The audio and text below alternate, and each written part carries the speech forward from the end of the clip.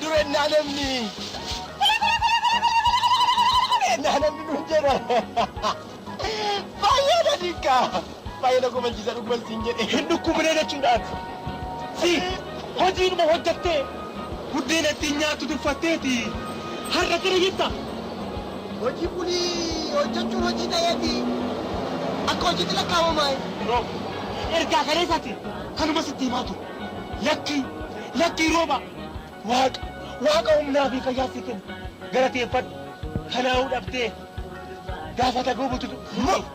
garuu inni maal dhabe guddaa sii kennu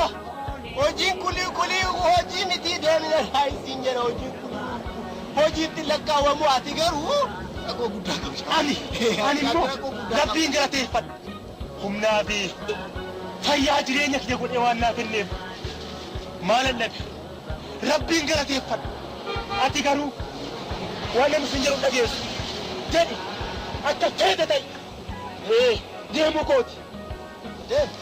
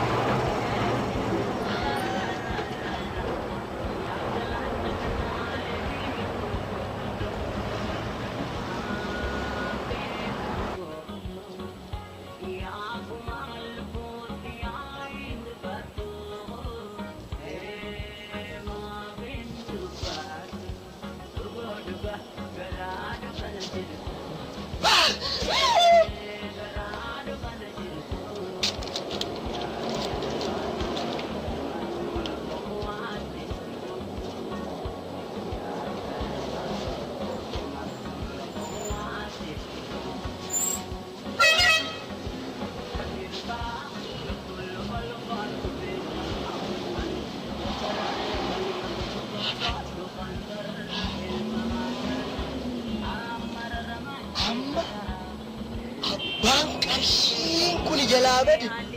yoo asitti na arge nannisu maaliifuu qarshii feestaalii guutuu jalabad asitti na buusu